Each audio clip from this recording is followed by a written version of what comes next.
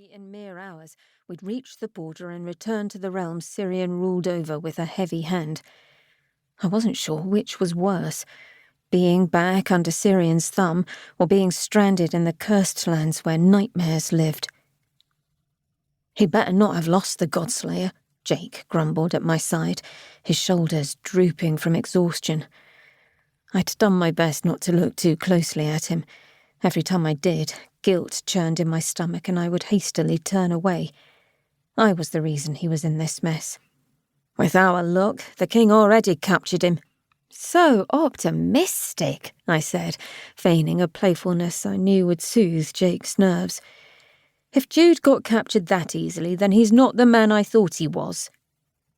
Jude was too damned stubborn to get caught so quickly. Besides, it would deflate his ego terribly. He was, after all, the formidable and dastardly assassin of the king. I squinted at the skies, making out the barest hint of the northern star resting beside the blue-tinged moon. Out here, miles beyond the border, the moon was twice its size, battling to be seen amidst all the melancholy grey and spindly trees. I hated how beautiful I found it. Whenever Jake settled down to rest, I'd take first watch, staring up at the moon's milky surface. In those moments, I wondered if Jude was looking at it too, if he regretted abandoning us. Me. My newest scar throbbed. The memory of the day it had been inflicted often caused my chest to warm with the oddest prickling sensation. Inches from where my heart thudded, the wound Jude had healed was raised and raw, a reminder of what we endured. I ran gloved fingers across the jagged skin, a weak smile tugging at my lips. While I despised what Patrick had done, my scar connected to the commander in a way I couldn't decipher. I'd left my mark on him as well. Thin, twisting black vines covered his chest where I'd placed my power. It was my brand, matching the scars on my hands left by the shadow beast. If Jude were smart, he would have killed you and reunited all three of Rayna's keys when he had the chance, Jake said after a while. But I suppose you're much too charming to die. Such a shame. Jake chased me out of that ill-fated clearing where I killed Patrick, the immortal who'd cursed Assidia with his greed. He'd once been a friend, but friends didn't stab one another in the chest. Jake stood beside me since, dedicated to the cause, never hesitating to follow my lead. He didn't complain, nor did he stop.